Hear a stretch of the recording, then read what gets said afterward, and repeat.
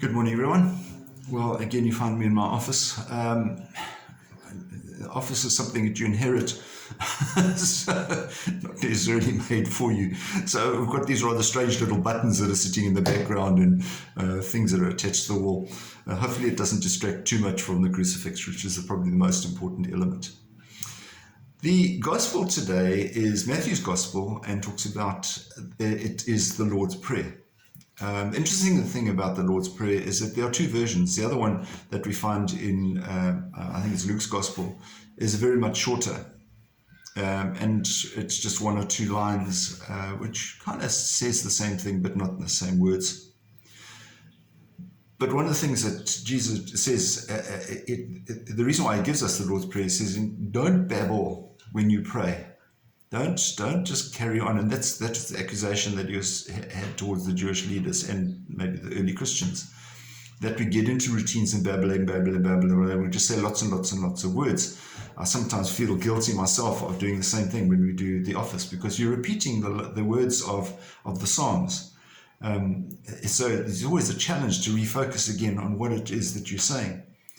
But it comes back also to the Lord's Prayer, that we as Catholics, I think, sometimes get into a routine of saying these same prayers, even at Mass, that we're saying the same prayers over and over and over again. Are we stopping and thinking and praying? We need to think about the words of the prayers that we have there. I mean, there are certain prayers in the Mass that we should all be saying, even if they are sung. And particularly things like, the Lord have mercy, the Gloria, all of those are prayers. And even if they are sung, we should still say them. We should still join in with them and sing, even in our sometimes quiet little way. Some of us are very concerned about our singing voices, and we sort of say, well, I can't sing, so I'm not going to. Well, make a joyful noise. But don't babble the prayers. Don't say them so that you don't think about what it is that you're saying. Because the Lord's Prayer is an incredibly powerful one. I once heard Archbishop Hurley preach an hour homily on the Lord's Prayer and not cover everything. And there's so much that you can say. And one of the words that, the lines that I would come up with today, and I think we've been speaking about it quite a lot this week. If you forgive others, your Father will forgive you. That's what Jesus says. You forgive others, your Father will forgive you. And we say that, forgive us our trespasses as we forgive those who trespass against us.